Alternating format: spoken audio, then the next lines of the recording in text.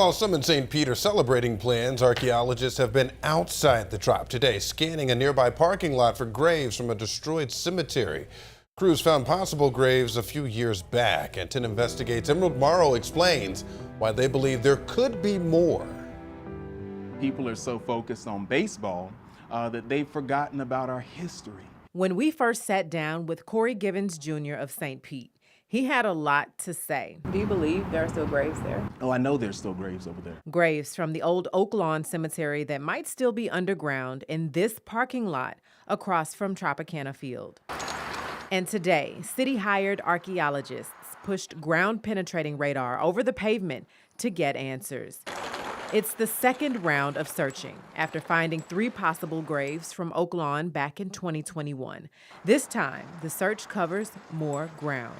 The next step is to do ground truthing, which is to dig on the site to determine what is actually there and if that disturbance aligns with remains. And in this week's Committee of the Whole meeting, the city was clear on how it plans to handle the space, no matter the findings. That is being kept clear of any building in order to have a commemorative location of at least a park, so that is being honored. But what's unclear is whether the Florida Department of Transportation will step up and do a search of its own.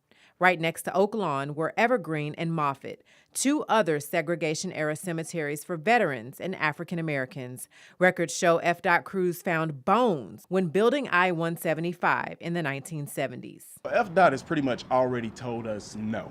After multiple requests, we got that same answer as well. But State House Minority Leader Fentress Driscoll previously told me she planned to call a meeting to push the agency to action.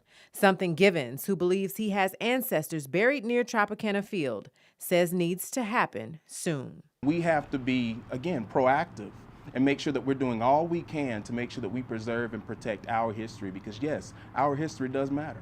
Emerald Morrow, 10 Investigates. As for the Oak Lawn Cemetery across from the Trop, the city says it expects to have a report from archaeologists in the next few months. The city will work on details on how to honor that space. And as you know, Emerald has been on top of the search for erased cemeteries on both sides of the bay. You can see what she uncovered at several other locations at 10tampabay.com/erased.